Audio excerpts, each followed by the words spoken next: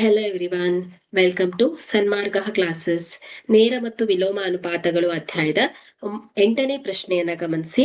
ಒಂದು ಕೆಲಸವನ್ನ ಪೂರ್ಣಗೊಳಿಸಲು 20 ಪುರುಷರಿಗೆ 60 ದಿನಗಳು ಬೇಕಾಗುತ್ತದೆ. ಅದೇ ಕೆಲಸವನ್ನ ಪೂರ್ಣಗೊಳಿಸಲು 30 ಪುರುಷರಿಗೆ ಬೇಕಾಗುವ ಸಮಯವು. ಸೊ ಇಲ್ಲಿ ಮೊದಲನೆಯ ಗುಂಪು, ಓಕೆ. ಸೊ M1 ಅಂತ ತಗೊಂಡ್ರೆ, ಸೊ ಇಲ್ಲಿ M1 ಎಷ್ಟು ಹೇಳಿ 20 ಪುರುಷರು. ಓಕೆ. ಸೊ ತೆಗೆದುಕೊಂಡ ಸಮಯ D1 ಅಂತ ತಗೊಂಡ್ರೆ, ಸೊ D1 = 60 ದಿನಗಳು. ಸೊ ಇಲ್ಲಿ ಎರಡನೆಯ ಗುಂಪು M2, ಸೊ 30 ಪುರುಷರು. ತೆಗೆದುಕೊಂಡ ಸಮಯವನ್ನ ನಾವು ಫೈಂಡ್ ಔಟ್ ಮಾಡಬೇಕು. ಸೊ ವಿಲೋಮ ಅನುಪಾತದ ಸೂತ್ರವನ್ನ ಬಳಸಬೇಕು.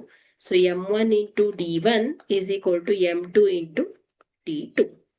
ಸೊ ಈಗ ನಾವು ಇದನ್ನ ಸಾಲ್ವ್ ಮಾಡಿದ್ರೆ, so 20 × 60 = 30 × D2. So D2 = 20 × 60 / 30 0 0 3 1 3 3 2 6. So ಇಲ್ಲಿ 2 × 20 40 ದಿನಗಳಾಗತ್ತೆ.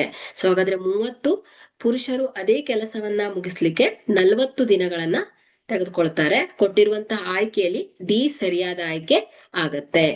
Thank you.